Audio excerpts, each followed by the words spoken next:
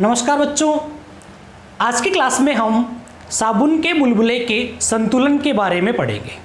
तो देखिए, हमारे पास में ये एक साबुन का बुलबुला है। अब बुलबुला है तो हमें पता है कि बुलबुले के अंदर भी वायु होती है, बाहर भी वायु होती है। मतलब यहाँ पर भी वायु है और इसके बाहर भी वायु है। अब मान लिया ये जो बुलबुला है, इसके रेडियस, इसकी त्रिज्या जो है वो स्मॉल r है। अब बच्चों, साबुन का जो बुलबुला होता है ये क्या है? साबुन का बुलबुला।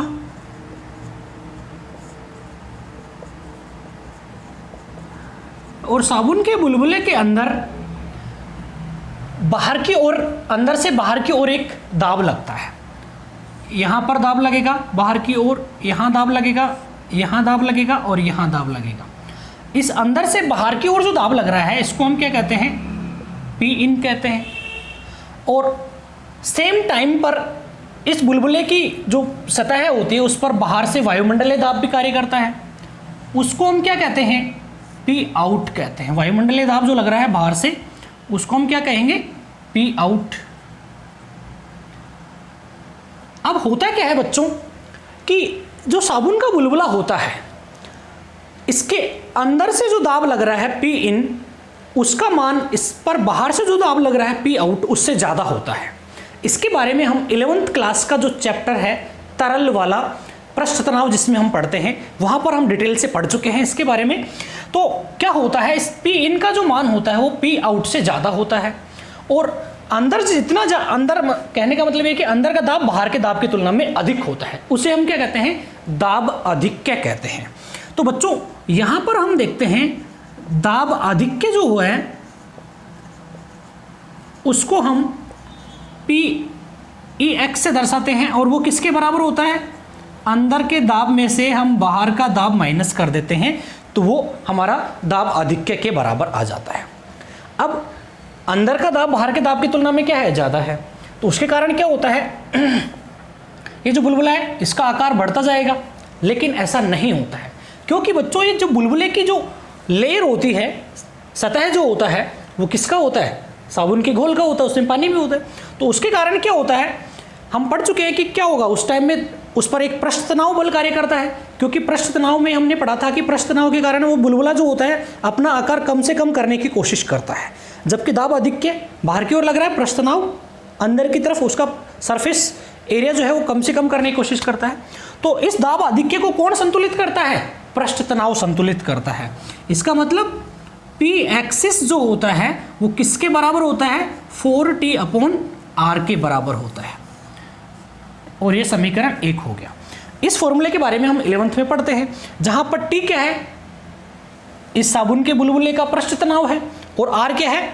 इस बुलबुले की त्रिज्या होती है। दाब अधिक्य जो होता है साबुन के बुलबुले का वो 4T/r के बराबर होता है। और ये फॉर्मूला हम 11th में अच्छी तरह से पढ़ते हैं। अब बच्चों, अभी तक तो हमने एक बुलबुले को आवेशित नहीं किया है, अभी तक हमने आवेशित नहीं किया है। अब हम इसको क्या कर रहे हैं? आवेशित कर रहे हैं। मान लिया हमने इसको Q आवेश से आवेशित कर दिया। अब जब इसकी रेडियस r है तो इसका जो एरिया है वो कितना हो जाएगा? 4πr²। तो मान लिया इस 4πr² को हम कैपिटल A मान लेते हैं। तो इसका एरिया A और इसको हमने आवेश Q दिया है, तो इसका जो पृष्ठ आवेश घनत्व है सिग्मा बराबर क्या हो जाएगा? Q/A के पृष्ठ आवेश घनत्व। अब होता क्या है बच्चों, जैसे ही हम इसको आवेशित करते हैं तो ये क्या बन गया? एक आवेशित चालक की तरह व्यवहार करता है।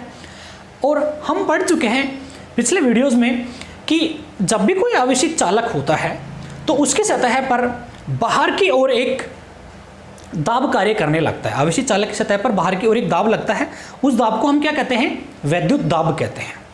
तो आवेशित होने के कारण या आवेश इसको देने के कारण इस पर बाहर की ओर एक दाब कार्य करने लगता है। और उस दाब का मान कितना होता है? σ²/2ε0। इसका डेरिवेशन भी हम पिछले वीडियो में कर चुके हैं और उसका लिंक मैं आपको इस वीडियो के डिस्क्रिप्शन में दे दूंगा। तो यहां हम देखते हैं बच्चों, बुलबुले को सिग्मा पृष्ठ आवेश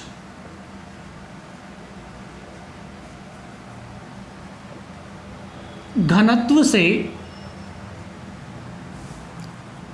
आवेशित करने पर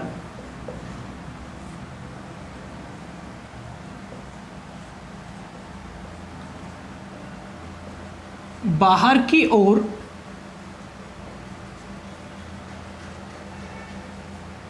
वैद्युत दाब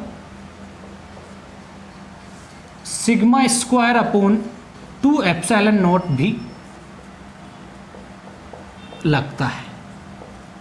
ये हम पढ़ चुके हैं बच्चों कि आवेशित चालक की सतह पर बाहर की ओर एक वैद्युत दाब लगता है और उसका मान इतना होता है। अब देखिए बच्चों, ये जो वैद्युत दाब लग रहा है ये किस दिशा में लग रहा है? पी एक्सिस की दिशा में, बाहर की ओर।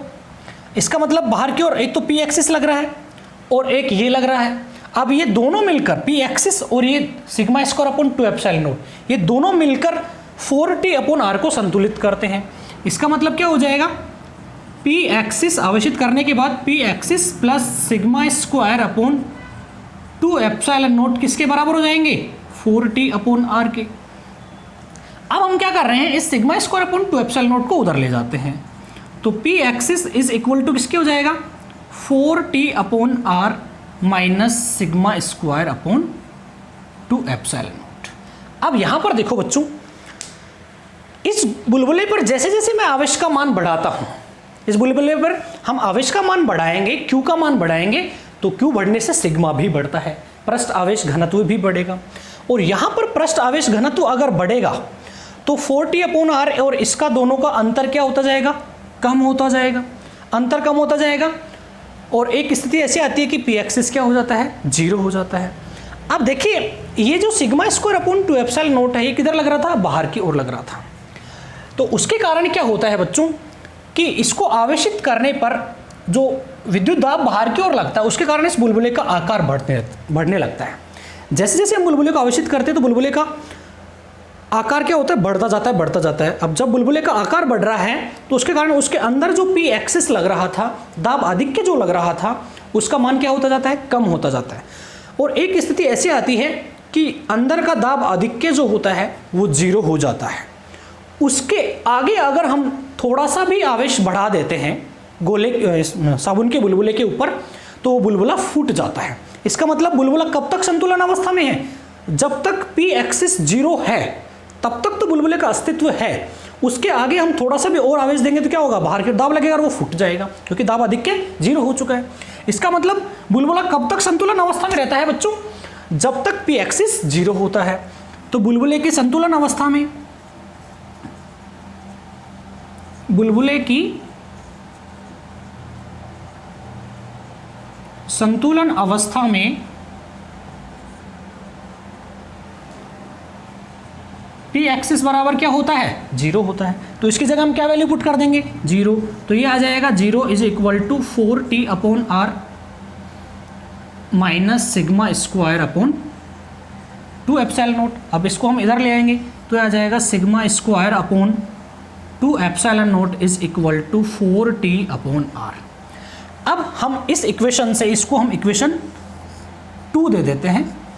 अब देखिए, इस इक्वेशन से हम इस आवेशित साबुन का जो बुलबुला है, इस पर हम पृष्ठ आवेश घनत्व ज्ञात कर सकते हैं।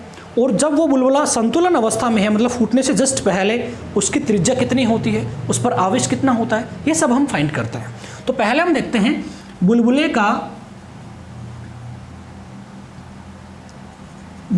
का पृष्ठ आवेश घनत्व। तो देखिए, सिग्मा हमें निकालना है, इसको उधर मल्टीप्लाई कर दो तो सिग्मा बराबर क्या आ जाएगा? 2 × 4 8 t एप्सिलॉन नॉट भी ऊपर चला जाएगा अपॉन में r, और यहाँ स्क्वायर था तो इधर क्या हो जाएगा? Square root. तो ये तो हो गया बच्चों उस बुलबुले का पृष्ठ आवेश घनत्व। अब हम देखते हैं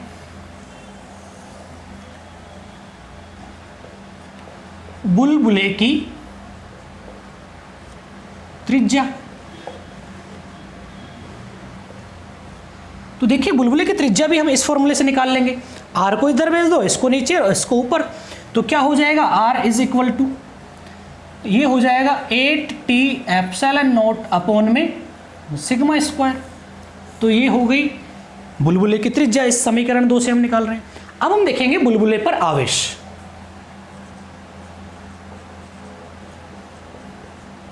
बुलबुले पर आवेश, तो आवेश को हम क्यू मान रहे हैं, और क्यू इस फॉर्मूले से देखिए बच्चों, क्यू क्या हो जाएगा, सिग्मा इंटू ए के बराबर।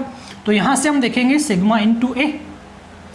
अब देखिए सिग्मा की वैल्यू हम इस इक्वेशन 3 से पुट कर देंगे, तो यहां से Q इज इक्वल टू क्या आ जाएगा 8T एप्सिलॉन नॉट अपॉन में R, और ये बुलबुले का एरिया। अब देखिए बुलबुले की त्रिज्या R है यहाँ पर, स्मॉल r, और बुलबुला कैसा है, गोलाकार है, तो गोले का क्षेत्रफल क्या होता है 4πr²। तो यहाँ क्या आ जाएगा 4πr²। अब बच्चों ये 4π को तो मैं यहाँ ले लेता हूँ, और r² इस रूट से क्या है, बाहर है, रूट से बाहर है, इसको अंदर लेंगे तो क्या आ जाएगा, देखिए इसको हम ऐसे लिख सकते हैं, 4π को तो मैं रूट से ऐसे ले लिया, और ये क्या हो जाएगा 8T एप्सिलॉन नॉट। अब ये रूट से बाहर था, इसको अंदर लेंगे तो क्या आ जाएगा r⁴ अपॉन में ये r। अब बच्चों देखिए इस r से इस 4 को कैंसिल करेंगे तो पावर यहाँ कितनी बच जाएगी, 3 बच जाएगी। तो फाइनली Q कितना आ जाएगा 4π 8T एप्सिलॉन नॉट r³। तो ये उस साबुन के बुलबुले के ऊपर आवेश का मान आ गया। तो इस प्रकार हम समीकरण 3 से बुलबुले का पृष्ठ आवेश घनत्व, समीकरण 4 से हम बुलबुले की त्रिज्या, और समीकरण 5 से हम बुलबुले पर आवेश का मान ज्ञात कर सकते हैं। ये था बच्चों साबुन के बुलबुले का संतुलन।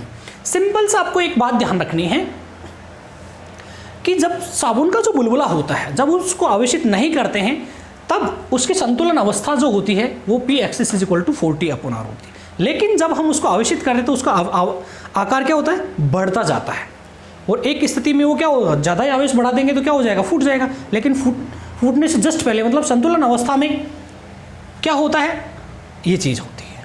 और उस समीकरण से हम क्या निकालते हैं, ये तीनों चीज़ें फाइंड कर लेते हैं। ये थी बच्चों साबुन के आवेशित बुलबुले का संतुलन। बच्चों अगर आपको ये वीडियो पसंद आया हो तो वीडियो को